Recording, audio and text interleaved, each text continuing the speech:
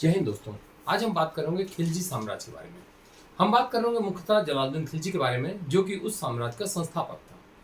जहाँ तक देखा जाए तो इतिहास जो विषय है वो अक्सर हमें इसलिए परेशान करता है कि अचानक कोई व्यक्ति कहीं से आ जाता है और उसके बाद हम ये परेशान हो जाते हैं कि वो व्यक्ति आया कहाँ से। तो सबसे पहले ये आवश्यक है कि हम इस बारे में जाने तो कि वो लोग आए कहाँ से। अब सामान्यतः अगर खिलजी की हम बात करें तो खिलजी हमारे हिंदुस्तान में तो थे ही नहीं, तो खिलजी आते कहाँ से हैं और कब आते हैं। तो मैंने चर्चा की हुई है, लिखा हुआ है इसमें कि अफगानिस्तान का जो हेलमंद नदी है, हेलमंद नदी के आसपास का जो क्षेत्र है वो क्षेत्र कहला रहा खिलजी, और वहीं के जो निवासी हैं, वो जो जातियां जो वहाँ निवास कर रही हैं, उनको कहा गया खिलजी। तो अब ये स्पष्ट हो गया है कि क्या एरिया है, अफगानिस्तान के हेलमंद नदी के तटीय क्षेत्र है जो, और ये खिलजी भाग में रह रही है और ये है खिलजी। कब आ रही है? तो हमने लिखा हुआ है कि जो जलालुद्दीन खिलजी है, इसके जो पूर्वज हैं वो इल्तुतमिश के समय आते हैं। इसके समय में, इल्तुतमिश के समय में भारत आ रहे हैं। और इसके बाद बलबन के शासनकाल में अगर देखा जाए तो इन्होंने अपनी सेवा शुरू की थी, यानी सेनापति ये बने हैं बलबन के समय। ठीक है ना। अब इसके बाद इस व्यक्ति का, जलालुद्दीन खिलजी का राजनैतिक जो उत्कर्ष हुआ है वो कैकुबाद के काल में होता है, जैसा कि मैंने पिछले वीडियो में आपको बताया था अच्छी तरह से। अब इसके बाद क्या है कि तुर्की सरदार कच्छन की हत्या करके, ये कैकुबाद कौन है? कैकुबाद है बलबनी वंश का शासक। ठीक है ना। जो अंतिम शासक है वो क्यूमर्स है और उसके पहले कैकुबाद रहता है। तो कैकुबाद के मरने के बाद कंडीशन क्या आती है कि जो क्यूमर्स है उसका संरक्षक बनता है। लेकिन संरक्षक कैसे बनता है? एक व्यक्ति है जिसका नाम है सरदार कच्छन। सरदार कच्छन की हत्या करता है और उसके बाद ये बन जाता है संरक्षक। तो ये तो जलालुद्दीन की बातचीत है।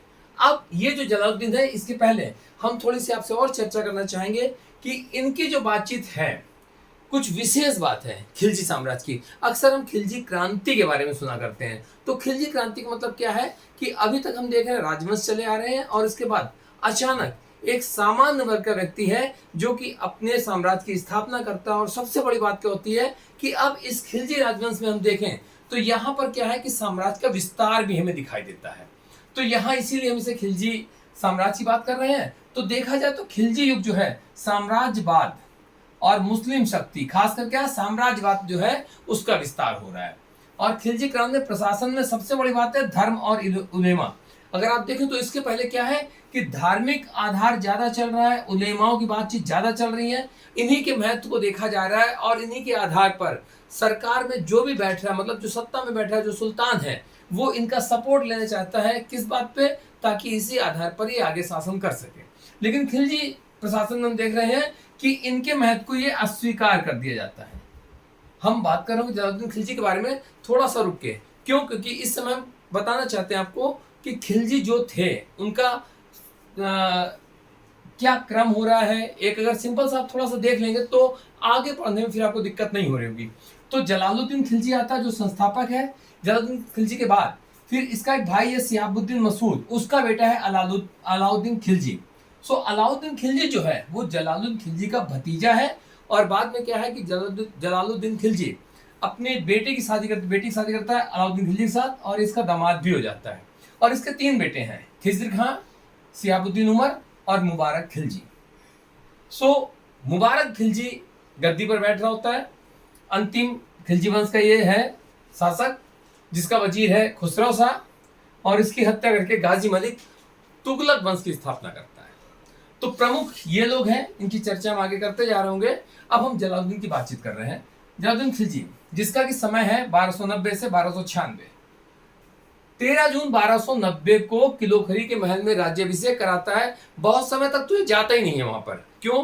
क्योंकि लगता है कि लोगों का जो आक्रोश है वो इसके प्रति इस बात के लिए है कि इसने क्या किया है कि बलबनी वंश के जो अंतिम शासक हैं क्यूमर्स, उसकी इसने हत्या की हुई है। तो कुल मिला के काफी समय बाद ये पहुंचता है और किलोखरी के मैदान में महल में ये अपना राज्याभिषेक करा रहा है। और उस समय इसकी आयु कितनी है? 70 वर्ष की आयु। सोचिए आप, 70 वर्ष की आयु में ये व्यक्ति सुल्तान बन रहा है। योग्य था और इसी योग्यता की वजह से ये इस पद तक पहुंचा भी है।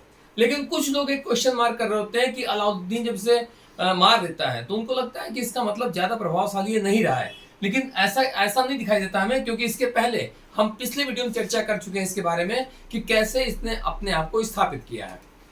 इसके बाद क्या है, इसने क्या किया, जब ये गद्दी पर बैठता है तो बलबन का भतीजा है मलिक छज्जू, बलबन भतीजा मैं इसलिए आपको क्लियर कर रहा हूं क्योंकि अक्सर ये आता है मलिक छज्जू ने विद्रोह किया है।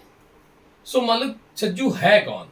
तो ये है कड़ा मानिकपुर का सूबेदार। इस कौन बना रहा है इसको? जलालुद्दीन खिलजी बना रहा है।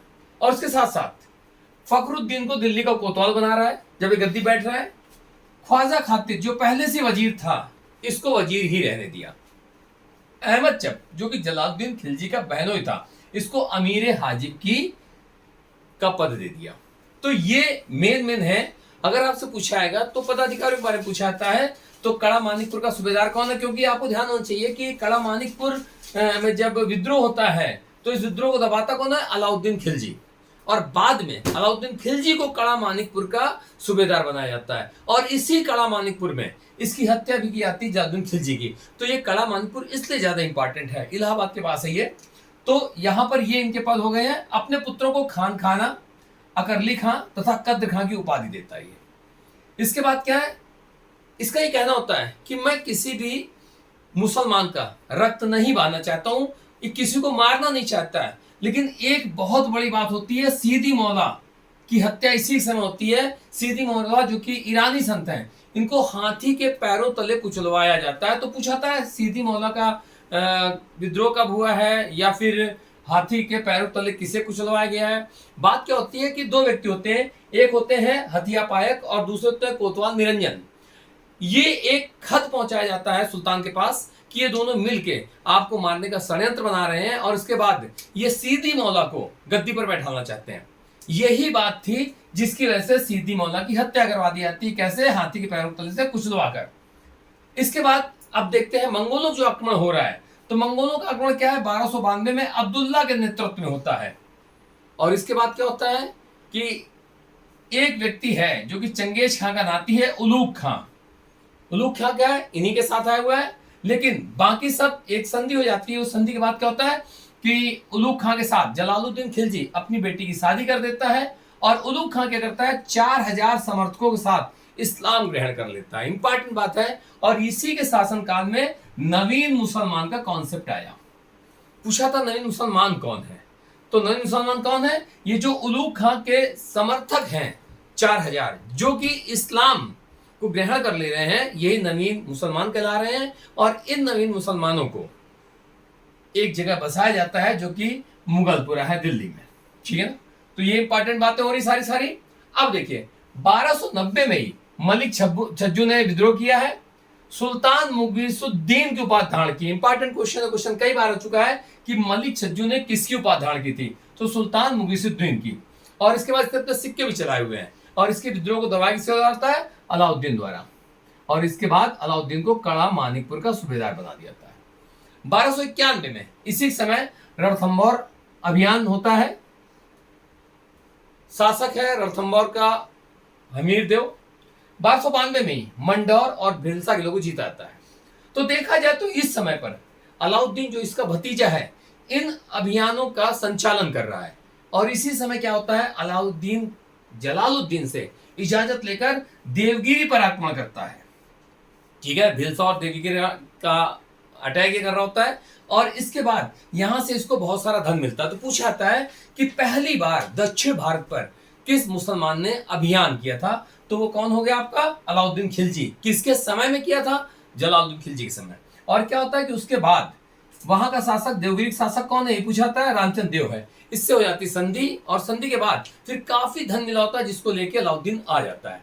फिर अब क्या करते हैं? दरबारी अलाउद्दीन के खिलाफ जलालुद्दीन को भरना शुरू कर देते हैं। और अब जलालुद्दीन को लगता है कि यार ये तो काफी पैसा ले गया है, काफी संपत्ति इसके पास है, ये इसको आदेश देता है कि उसके समक्ष ये पेश हो अलाउद्दीन। उसके बाद क्या होता है? फिर एक चाल चली आती है अलाउद्दीन द्वारा। ये अल्ताफ बेग जो कि अलाउद्दीन का भाई है, उसके माध्यम से जलालुद्दीन को खबर पहुंचाता है कि ऐसा है कि जो काम अलाउद्दीन ने किया है उसको लग रहा है कि वो गलत है, उसके लिए क्षमा मांगना चाहता है और सारी संपत्ति सुल्तान को देना चाहता है। सुल्तान यानी जलालुद्दीन इसके झांसे में आ जाता है और कहता है ठीक है भाई, मैं कहाँ मिलूं इनसे? तो बताता है कि ऐसी जगह मिला जाए जहां पर उसके ऊपर आपकी सेना आक्रमण न करे। तो स्थान तय होता है कड़ा मानिकपुर। और नदी के बीच, संगम नदी में ही बीचों बीच में मिलने का प्रोग्राम होता है। अब इसके बाद इधर से अलाउद्दीन जाता है, उधर से जलालुद्दीन पहुंचता है। लेकिन अब यही अल्ताफ बेग सलाह देता है कि भाई ऐसा है कि जो हमारा ये अलाउद्दीन भाई है, ये आपसे बहुत डर रहा है, इससे डर है कि ऐसा आप इसकी हत्या न करवा दें। तो ऐसा कि जो लोग भी जाएंगे वो हथियार रहित जाएंगे और ज्यादा नहीं जाएंगे, सिर्फ आप ही जा रहे होंगे।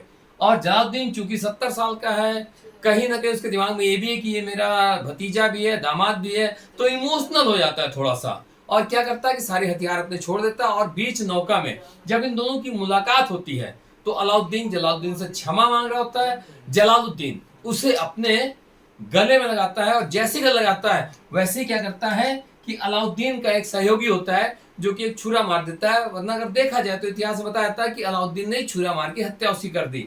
और बहुत तेज भागता है जलालुद्दीन कि ऐसा कि ये तुमने क्या किया, क्योंकि उसे मालूम था कि ये इसकी नीतियां हैं, ये इस तरह का है। लेकिन फिर भी झांसे में चूंकि आ ही चुका होता है, भागता है। तब तक इसके जो सहयोगी होते हैं वो इसको खत्म कर देते हैं और जलालुद्दीन का जो कटा सर है वो एक भाले के ऊपर लेकर दिखाते हैं उसको, एक मतलब लोगों के बीच भय पैदा करते हैं। तो इस तरह से ये जो जलालुद्दीन है 1296 में अलाउद्दीन द्वारा मारा जाता है। और यहां से जलालुद्दीन का चैप्टर खत्म हो गया है। जलालुद्दीन के बाद फिर आता है अलाउद्दीन। अलाउद्दीन वो शासक है जो कि बहुत महत्वपूर्ण है भारतीय इतिहास के मध्यकाल में। इस व्यक्ति द्वारा एक व्यवस्था जो शुरू किया थी, बाजार व्यवस्था, जो कि बहुत ज्यादा इसे चर्चा में लाती है। इसके अलावा कई सारे सुधार करता है। सारी की सारी बातें हम चर्चा कर रहे होंगे अलाउद्दीन के समय में।